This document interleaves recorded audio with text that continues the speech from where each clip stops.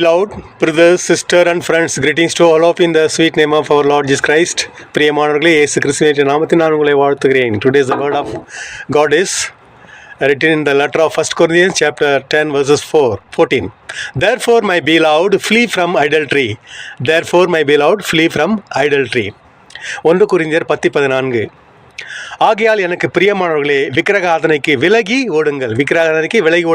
Run away from the worship of idolatry. விலகி ஓடுங்கள். நீங்கள் மட்டும் ஓடின பார்த்தாது, மற்றவங்களையும் உங்க கூட ஓடி வர செய்யுங்க.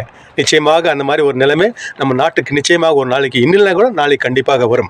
ஆகவே பிரியமானவர்களே, என்னதான் சட்டம் இருந்தாலும், சமூக விரோதிகள் இருந்தாலும், மதவாதிகள் இருந்தாலும் கூட அவர்கள் மத்தியில் நம்முடைய விசுவாசிகளும் ஊழியக்காரர்களும் பெருகி கொண்டு தான் வருகிறார்கள். அல்லேலூயா, கர்த்தருக்கு ஸ்தோத்திரம் உண்டாவதாக. ஆகவே நிச்சயமாக இன்றில்லாத ஒரு நாளைக்கு எல்லாரும் இயேசுவை போல இருப்பார்கள் என்பதற்கு எந்த விதமான சந்தேகமில்லை.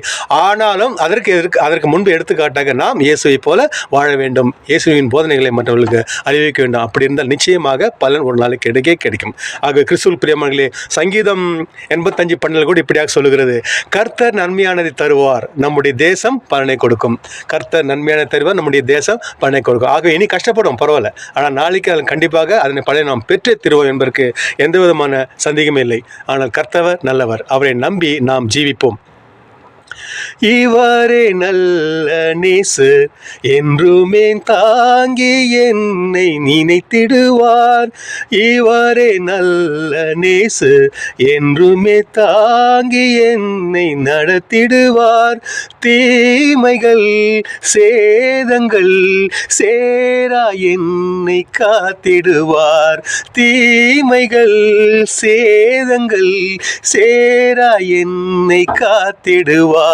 என் இன்ப துன்ப நேரம் நான் உம்மை சேருவேன். என் இன்ப துன்ப நேரம். பிரியமானவர்களே, எந்த நேரத்திலும் கைவிடாத ஆண்டவரை நாம் நம்முடைய வாழ்க்கையில் பின்பற்றி அவரை போல நடப்போம், வாழ்வோம், ஜீவிப்போம். Let us pray. எங்களை நேசிக்க நல்ல ஆண்டவரே, இந்த அருமையான காலை வேலைக்காக உம்மை துதிக்கிறோம், ஸ்தோத்திரிக்கிறோம். சாமி, கடந்த வாரம் முழுவதும் எங்களுக்கு கண்மணி போல காப்பாற்றி, அது மட்டும் இல்லாமல் எங்களுடைய தேவைகளை சந்தித்து எங்களை வாழ வைத்து கொடுக்குறதுக்காக நன்றி செலுத்துகிறோம் அப்பா. தொடர்ந்து எங்களுக்காகவும் எங்களுடைய தேசத்துக்காகவும் உங்களை ஜெபிக்கிறோம். சந்தோஷமும் சமாதானமும் எங்கள் நாட்டில் நிலவ, ஒற்றுமையுடன் நாங்கள் அனைவரும் வாழ நீர் உதவி செய்யுமாறு மன்றாடுகிறோம் சுவாமி. எல்லா துதிக்கிற மகிமை உமைக்கே செலுத்துகிறோம் அப்பா. எங்கள் கர்த்தரும் மீட்பருமாகிய இறைவன் இயேசுவின் மூலம் ஜெபிக்கிறோம் நல்ல பிதாவே. ஆமென், ஆமென். Thank you, Jesus. See you in the next video. Till then, it's Sarul from Bangalore. Bye-bye. God bless you.